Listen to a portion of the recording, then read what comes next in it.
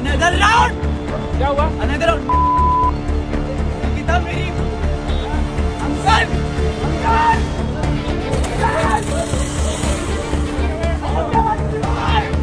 ओम नमः शिवाय। नमस्कार, आप देख रहे हैं टीएनपी न्यूज। मैं हूं आपके साथ मीनाक्षी, लेकर आई हूं एक खास पेशकश। 13 मार्च की रात करीब 11:15 बजे का वक्त था।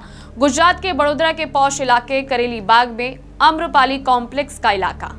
इस बीच एक काले रंग की तेज रफ्तार कार 3 व्हीकल को टक्कर मारती है और इसकी चपेट में 8 लोग आ जाते हैं। इतना ही नहीं, एक महिला को तो कार ने कई फीट तक घसीटा। आवाजें सुन मौके पर मौजूद लोग कार के पास पहुंचते हैं और वीडियो बनाने लगते हैं। कार में 2 लोग सवार थे। कार में ड्राइवर के बगल की सीट पर बैठा युवक ड्राइवर से अपना हाथ झिड़कते हुए बाहर निकलता है। उसने कार चला रहे युवक की तरफ इशारा किया और कहा, ये पागल है, मैंने कुछ नहीं किया, वो गाड़ी चला रहा था, उसने किया है। इसके बाद कार चला रहा युवक भी बाहर निकलता है और जोर जोर से चिल्लाने लगता है, अनदर राउंड, एक और चक्कर, निकिता निकिता, ओम नमः शिवाय, ओम नमः शिवाय। Another round. क्या हुआ? Another round. निकिता मेरी अंकल अंकल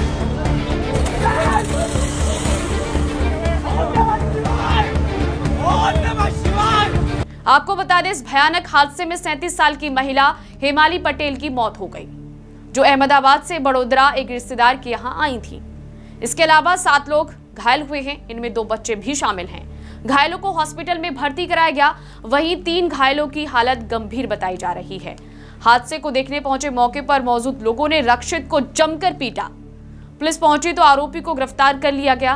बगल की सीट पर बैठा प्रांशु चौहान घटनास्थल से निकलकर भाग खड़ा हुआ। हालांकि पुलिस ने कुछ घंटे में ही उसे धर दबोचा।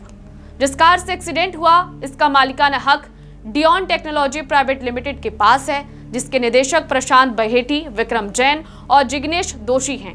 हालांकि पुलिस ने पुष्टि की है कि कार प्रांशु चौहान के पिता की थी। इधर मामले को लेकर पुलिस का कहना है कि एक्सीडेंट के बाद पुलिस ने दोनों आरोपियों की जांच के लिए ब्लड सैंपल लिए। रैपिड टेस्ट में पता चला कि दोनों ने होलिका दहन के दिन ड्रग्स लिया था। मेडिकल टेस्ट कराया गया, रिपोर्ट जल्द सामने आएगी। पुलिस का यह भी कहना है कि रक्षित ने बयान में भांग पीने की बात कबूल की है। उसने अपने दोस्तों के साथ हादसे के कुछ घंटों पहले भांग पी थी। बड़ोदरा के पुलिस कमिश्नर नरसिम्हा कुमार ने कहा, पुलिस अधिकारी और फॉरेंसिक एक्सपर्ट्स जांच कर रहे हैं। ये पता लगाने के लिए मेडिकल टेस्ट जरूरी है कि क्या वह शराब या किसी अन्य पदार्थ के नशे में था। अब बात यहाँ आरोपी की कि उसका क्या कहना है इस पूरे मामले पर। आरोपी रक्षित ने मीडिया को बताया, मैं 50 किलोमीटर प्रति घंटे की रफ्तार से कार चला रहा था, तभी सड़क पर गड्ढों की वजह से मेरा कंट्रोल खो गया। इस हादसे की वजह यही है, मैं नशे में नहीं था। मैं मृतक के परिवार से मिलना चाहता हूं क्योंकि मेरी गलती थी। वे जो चाहते हैं वही होना चाहिए। मैंने कोई पार्टी नहीं की, मैं होलिका दहन के लिए गया था और नशे में नहीं था। सर, हम लोग स्कूटी से आगे आ रहे थे, क्योंकि करेली बाग चौराहे पे चौकड़ी पे आप देखेंगे कि गड्ढा हुआ है, और हम लोग जब राइट लेने का स्पेस था, उस टाइम एक स्कूटी थी और एक कार था। उसके बाद जैसे ही हम लोग अंदर घुसे तो कार छू गई और एयरबैग खुल गया।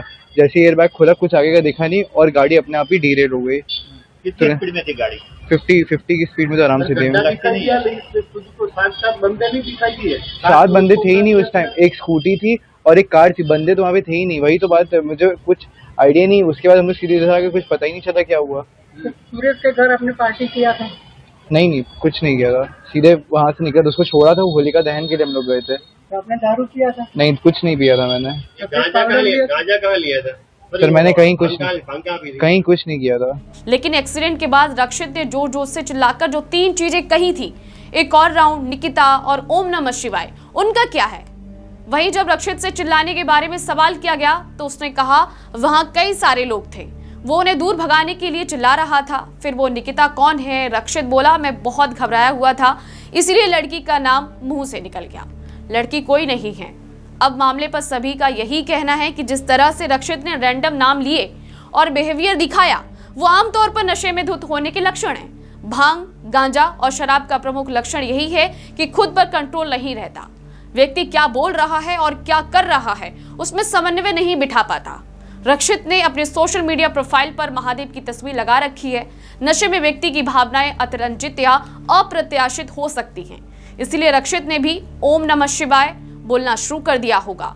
या हो सकता है उसके दिमाग में कहीं ये बात हो कि शायद ऐसे धार्मिक नारे लगाने से भीड़ उसे ना पीटे और वहां से आसानी से निकल जाए। फिलहाल तो बड़ोदरा पुलिस ने आरोपी के खिलाफ drink and drive, hit and run और गैर इरादतन हत्या से जुड़ी धाराएं लगाई हैं। चलिए अब बात करते हैं कि सुप्रीम कोर्ट के सीनियर एडवोकेट अश्विनी दुबे इस पूरे मामले पर क्या कहते हैं। उनका कहना है कि आरोपी ने भले ही किसी भी तरह का नशा किया हो, इससे उसे सजा में राहत नहीं मिल सकती, बल्कि अगर वो नशे में गाड़ी चला रहे थे तो उनकी सजा बढ़ जाएगी। उन्होंने किस तरह का नशा किया था और उन्हें ये किस तरह मिले। आरोपी ने एक्सीडेंट के बाद जिस तरह गाड़ी से बाहर निकलकर तमाशा किया, उससे साफ जाहिर है कि वो अक्षम लोगों की कैटेगरी में तो नहीं आता। वह शारीरिक और मानसिक दोनों तरह से स्वस्थ है।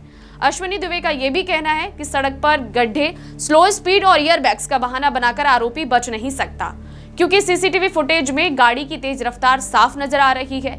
जो ड्राइवर गड्ढे से टकराकर अपनी गाड़ी का कंट्रोल खो देते हैं वो पूरी तरह से निर्दोष हो सकते हैं, लेकिन जो ड्राइवर गड्ढे से बचने के लिए गाड़ी मोड़ते हैं वे मुख्य रूप से दोषी हो सकते हैं। हालांकि इस मामले में पुलिस की जांच के बाद ही स्थिति स्पष्ट होगी। अगर पुलिस ने ठीक तरीके से जांच नहीं की, सारे सबूत इकट्ठा नहीं किए, तो आरोपी की थ्योरी मजबूत हो जाएगी और उसे कम सजा मिलेगी। वैसे भी जिस तरह पुलिस मैनुअल को दरकिनार कर रही है और आरोपी को खुलेआम इंटरव्यू दे रहा है, अपना पक्ष रख रहा है, उससे संकेत मिल रहे हैं कि उसे बचाने का रास्ता निकाला जाने लगा है। अश्विनी दुबे का कहना है कि इस केस में प्रांशु चौहान और उनके पिता पर भी केस दर्ज हो सकता है, क्योंकि कार उन्हीं की थी।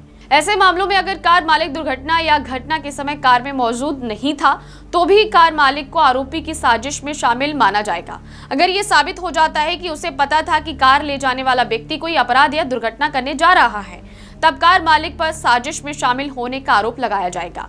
मामले की थ्योरी में अश्विनी दुबे आगे कहते हैं कि अगर कार के मालिक को जानकारी नहीं है कि कार चालक उसकी कार से किसी व्यक्ति की दुर्घटना करेगा, तो ऐसे में कार मालिक की कोई जिम्मेदारी नहीं होती। पुलिस सिर्फ नोटिस भेजकर पूछताछ के लिए बुला सकती है। पुलिस उससे वाहन के बारे में पूछताछ करेगी और अगर कार के पेपर कंप्लीट नहीं है तो 5,000 रुपए का जुर्माना हो सकता है। चलिए अब बात करते हैं कि आखिर इस पूरे मामले में क्या होगा। बड़ोदरा पुलिस ने सुरेश भारवाड़ को भी पूछताछ के लिए बुलाया। घटना से पहले सुरेश भारवाड़ रक्षित और प्रांशु के साथ था। घटना से पहले उनके साथ मौजूद सभी लोगों से पूछताछ के लिए पुलिस ने 2 टीमें बनाई हैं। अस्पताल में भर्ती घायलों से भी बयान लिए जाएंगे। जो 3 लोग गंभीर घायल हैं उनकी हालत पर भी पुलिस नजर बनाए हुए है। सारे सबूत इकट्ठा करने के बाद और गवाहों से बयान जुटाने के बाद पुलिस आरोपी को कोर्ट में पेश करेगी, जिसके बाद अपराध की गंभीरता को देखते हुए सजा सुनाई जाएगी। फिलहाल के लिए इस खास पेशकश में इतना ही। देखते रहिए TNP न्यूज़। नमस्कार।